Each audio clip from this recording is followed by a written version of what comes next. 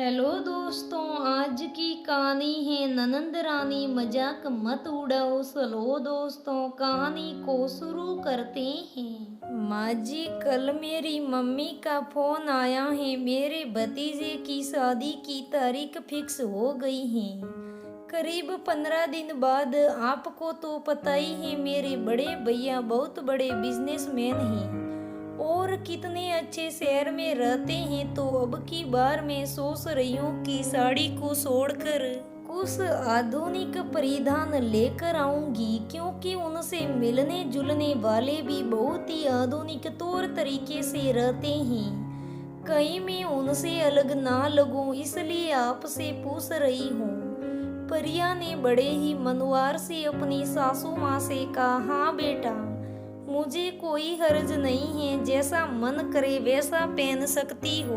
वैसे तुमने सही कहा बहू, जैसा देश वैसा भेष। कल बाजार से ले आना जो भी तुम्हें पसंद आई। प्रभाजी ने बड़े ही शालीनता के साथ अपनी बहू से कहा। ओ माँ जी, अब याद आया, क्यों ना ननद रानी पूजा से ही ले लो 2 4 जोड़े ड्रेस के, क्योंकि वो शहर में रहती है। उनकी पसंद भी बहुत अच्छी है। पूजा के पास बहुत सारे आधुनिक परिधान हैं, क्यों फालतू में मैं पैसे बर्बाद करूं।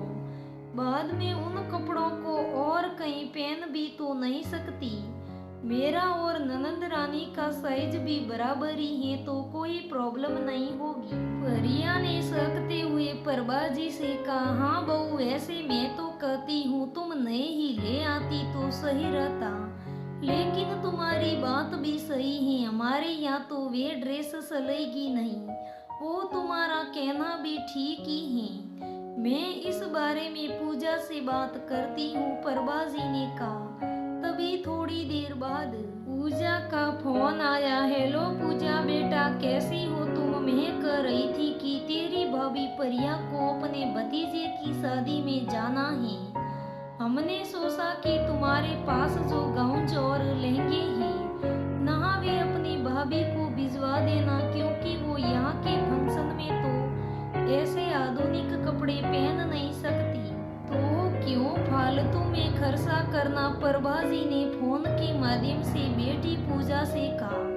अरे माँ, आप कैसी बात कर रही हो? कहाँ मैं पतली सी कमसीन लड़की और कहाँ आपकी इतनी मोटी बहू। मेरे कपड़े भाभी को फिट नहीं आएंगे, सारी फिटिंग खराब हो जाएगी मेरे कपड़ों की। पूजा ने कटीली हंसी हंसते हुए कहा, तुमसे मोटी नहीं है मेरी बहू परिया, समझ गई तुम? परिया बेटा, और हाँ, मैं तो खुद परिया से मना कर रही थी कि अपने लिए नए परिधान ले आओ, लेकिन परिया बहू ही जिद कर बैठी और कहने लगी, माँ जी, मैं ससुराल के फंक्शन में तो ऐसे आधुनिक परिधान पहन नहीं पाऊंगी, इसलिए 2 दिन के लिए क्यों पैसे बर्बाद करूं, दीदी से ही ले लूंगी। और वैसे भी तेरा और परिया का वजन एक बराबर ही तो है। कुछ महीने पहले जब तुम यहाँ आई थी, तब तुमने ही तो शेक किया था। फिर प्रिया बहू एकदम से तुमसे इतनी मोटी कैसे हो गई? बुरा लगे तो माफ करना बेटा, बेशक तुम बेटी हो, लेकिन बहू की बेइज्जती मैं हरगिज बर्दाश्त नहीं करूंगी। प्रभाजी ने गुस्से से कहा, ओह माँ, मैं तो मजाक कर रही थी, आप इतना गुस्सा क्यों कर रही हैं? मैं मना थोड़ी कर रही हूँ। क्या थोड़ा मजाक भी नहीं कर सकती आपसे? पूजा ने मनवार करते हुए कहा, बेटा, भाभी का मजाक उड़ाना कहाँ तक जायज है? मैं उन माओं जैसी नहीं हूँ जो अपनी बेटियों से अपनी बहुओं के बारे में कुछ भी बुरा या मजाक सुन ले।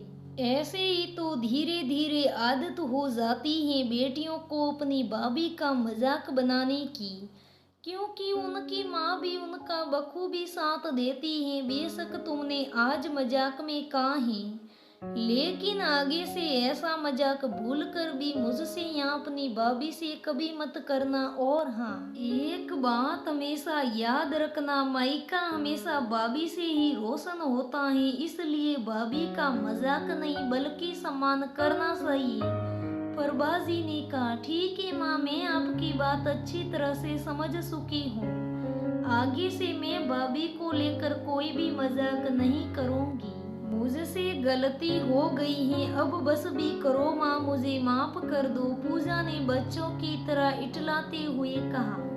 चलो अच्छा है, समय रहते तुम्हें अपनी गलती का एहसास हो गया। यह काफी है मेरे लिए, मैं तेरी माँ हूँ बेटा, इसमें तेरी ही भलाई है। और तुम्हारी भाभी कितनी नेक दिल है, दिन रात पूरे परिवार का ख्याल रखती है, तुमको भी तो बखूबी पता है ना। परबाजी ने अपना लिहाजा थोड़ा ठंडा करते करते कहा, शुक्रिया माँ, मैं कपड़े जल्दी ही भिजवा दूंगी, लेकिन ये सब बातें भाभी से मत कहना।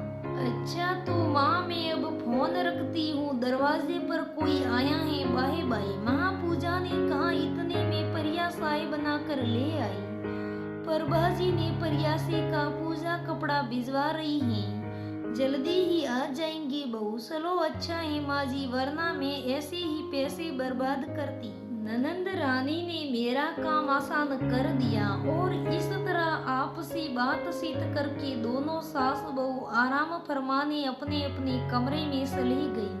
कहानी पढ़ने के लिए सभी पाठकों का बहुत बहुत आभार।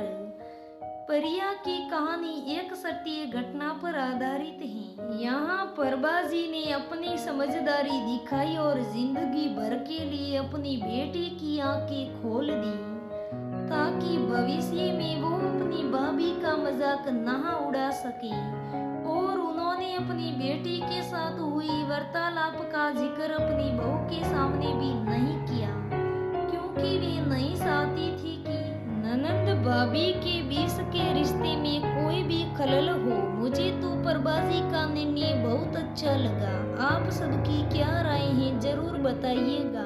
दोस्तों, वैसे कहानी से सीख तो बहुत अच्छी मिली है। ननंद भाभी को हमेशा प्यार से रहना चाहिए, ननंद को कभी भाभीयों का मजाक नहीं उड़ाना चाहिए। दोस्तों, मेरी ये कहानी कैसी लगी मुझे कमेंट करके जरूर बताइएगा।